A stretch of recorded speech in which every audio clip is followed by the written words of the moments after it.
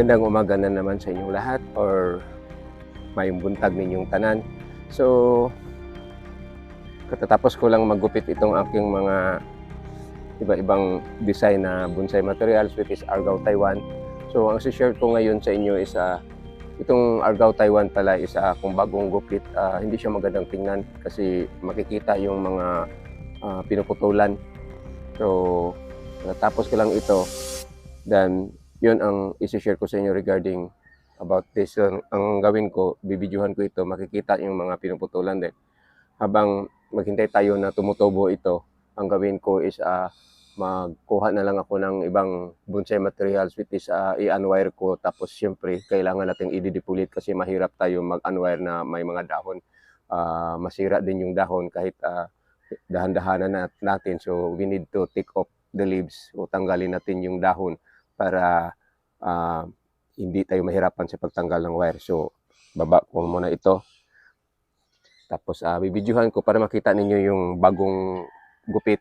Then, habang maghihintay tayo na tumutubo na siya, is kuha tayo ng itsura ng bagong gupit. Makikita ninyo sa in the top na may mga murag sungo-sungo ba. Ano siya, dili lami lang tawon or pangit tingnan. Then, siguro mga around ilang ito, makita na natin na tumutubo na siya. Then, magupit muna ako ng ibang halaman para hintayin natin ito na mutubo na siya o magtubo na. So, ito yung mga itsura, yung bagong gupit, hindi siya magandang tingnan. So, ngayon, punta muna ako doon sa likod para magkuha yung bonsai materials na tatrabahoin ko.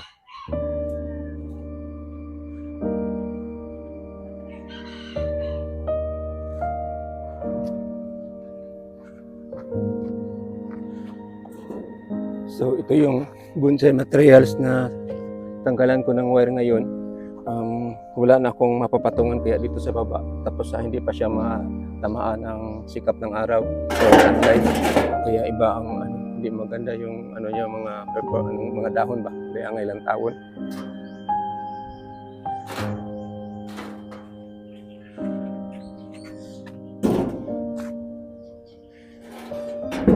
So ito muna ang tatrabahuin ko.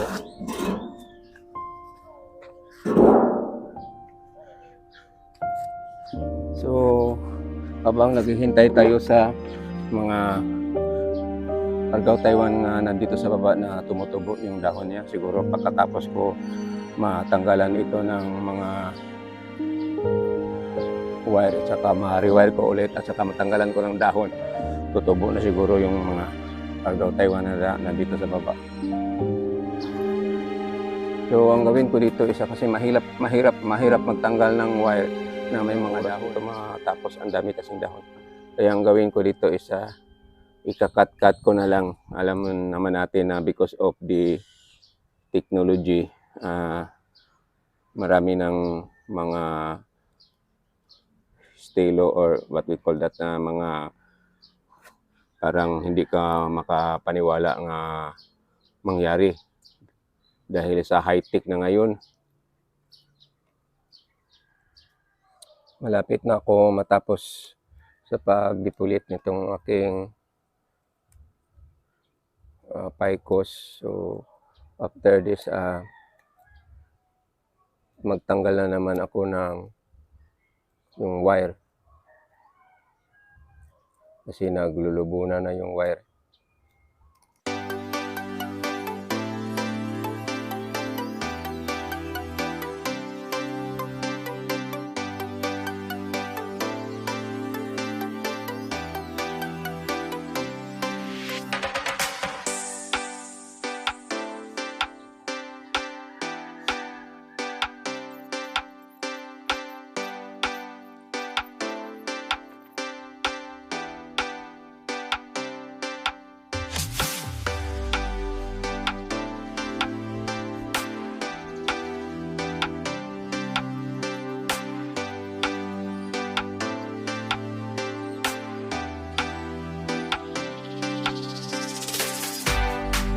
Tapos na ako magtanggal ng wire.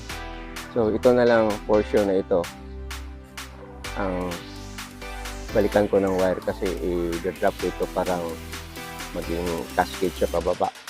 So ang itsura nito is yung puno ba na malapya sa tabi ng ilog tapos parang natumba siya ba. Yung nag-drop itong sanga pababa. So ito ang gagawin ko. So ang area ko nga babalikan ng wire, ito na lang area, itong dito, hintayin kong magtubo siya o mga short yung sa top lang lahat para makita naman itong mga curve. Tapos kaya tinanggalan ko na ng wire kasi naglubo na yung mga wire dito. So kailangang ma-cure ito lahat na parang hindi halata na dinadaanan ng wire. So yung forma ko nito is just my own design. Tapos ang gusto ko na parang natural lang look. So yung mga bawog dito is hindi masyadong halata na gibawog siya. Kasi pag masobraan mo ikis-ikis, dili na siya natural. Yung nature pa rin, yung may mga kahoy pa rin na ganyan ang mangyari. So ito sa akin isa, yun lang ang ginagawa ko, yung kakayahan ko lang. So itong ginawa ko ngayon is winawire ko itong area para makakuan siya, ma-drop ug maayo ning kuan ba. Kaya murag i-cascade na po.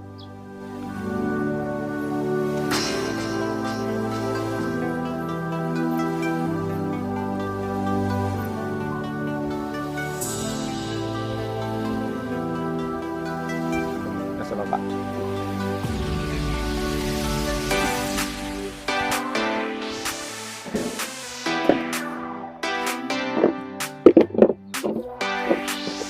So ito, kagugupit ko lang tapos ayan na naman. So ganito yung pag-alaga ng bonsai, isa yung paggupit natin tapos ginawa ko, dinidepulit ko, ayan, tumutubo na naman. So ito ang yung trabaho ng magbubonsai tayo, gupit, tapos tanggalan yung mga sanga na unusual, then balik na naman. So yan, sandali lang tapos binaba, balik, may dahon na naman.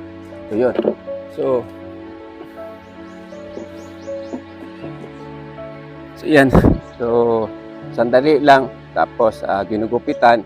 So magugupit na naman tayo ulit at tapos magtanggal na naman tayo ng mga damo dito. So ang dali lang, after for how many days, yung ganito na lang itsura na naman. So, magtanggal ng makita dyan sa kanila. Yung mga unnecessary na salingsing yung katanggalin. Lipit natin ito. So ito pang mga ibang mga bonsai materials ko. Kita ko sa inyong kagagupit ko lang tapos na naman, lalabas naman yung mga salingsing. Yan. So ito, tanggalin ito. Saan pa yun? So yan. Yan dito na sobrang haba, tanggalin yan. So yun ang itsura ng aking mga bonsai materials na now and then, kaya kababago ko lang binaba tapos balik na naman para magupit.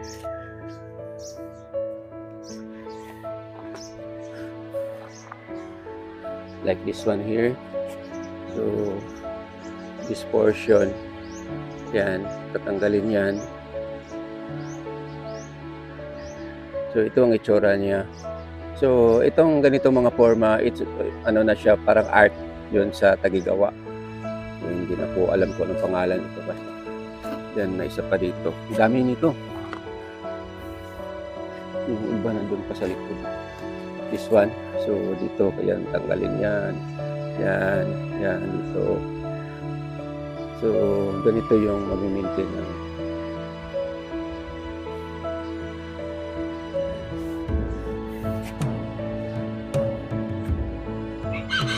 for the last one.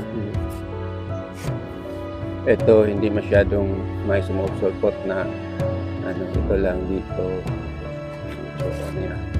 So ito lang share ko sa inyo about yung mag-alaga ang bonsai na dali ra kayo magsalingsing dayon. Maraming salamat sa panonood. God bless you. Have a nice morning. I love you. Bye-bye.